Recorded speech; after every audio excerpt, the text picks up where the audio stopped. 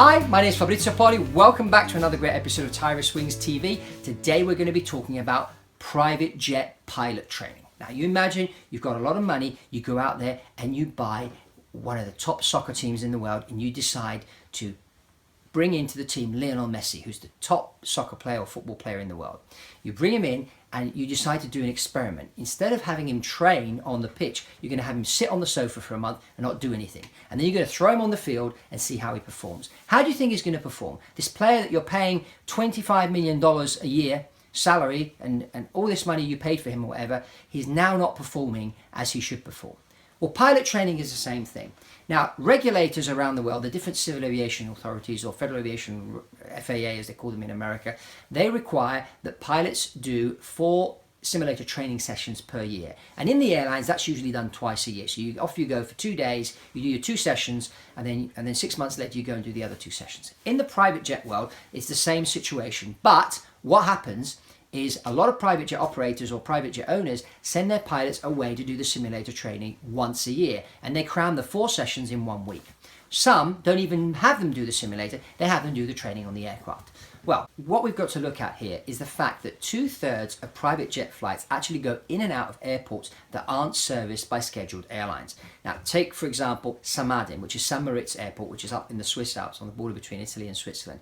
Now, that's an airport where there's a lot of private jet activity. Take Saint-Tropez, for example. It's another airport with a lot of private jet activity. In both cases, the runways are short. In the case of St. Moritz, it's in the middle of the mountains in a valley. So I reckon, because having operated in and out of these places, you have to have better training, more training, because you're going into more difficult airports, more difficult runways to land on because of the obstacles, because of the conditions, etc., etc. It's very easy to land on a 3,000 meter runway at Heathrow Airport or at Frankfurt Main or LAX. It's very easy to do it with all this ILS and this, that, the other. So we have to bear in mind that it's a more challenging environment for the private jet pilots. So the training, there should be more training. So my view, and this is what we do with Tyrus Wings, we suggest always to our clients to send their pilots out for simulator training twice a year, and every time they go, they do 3 sessions, not 2. So they get more training in the simulator. And a lot of the training is not just the minimum requirements. We're going to be training on specific airfields, creating specific scenarios designed for those aircraft. So for example,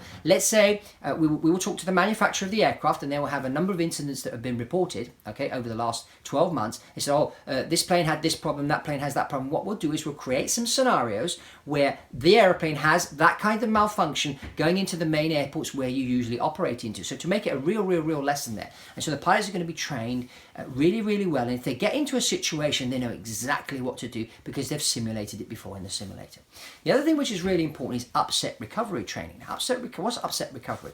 Now, upset recovery means the airplane gets into an unusual attitude, so it gets like nose up, nose down, or it's too far banked, and that can happen, and sometimes the pilots not realize that they're in an unusual attitude.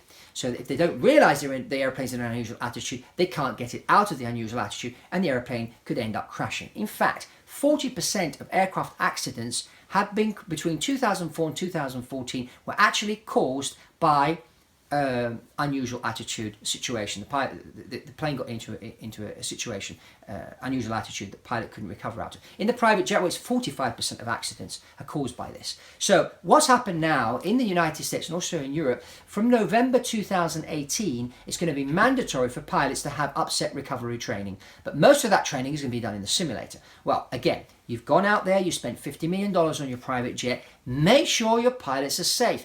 Not only you should be giving them more simulator time than what the regulator says, you should also send them over at least once every 2 years for upset recovery training in real aircraft. Get them to do these 3 or 4 day course. Yes, I know it costs $20,000, but it's going to keep you, your executives, your family a lot safer.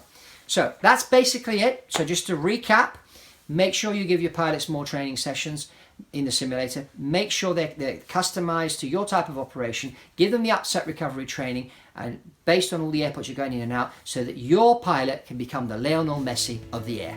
That's all from Fabrizio Poli at Tyrus Wings.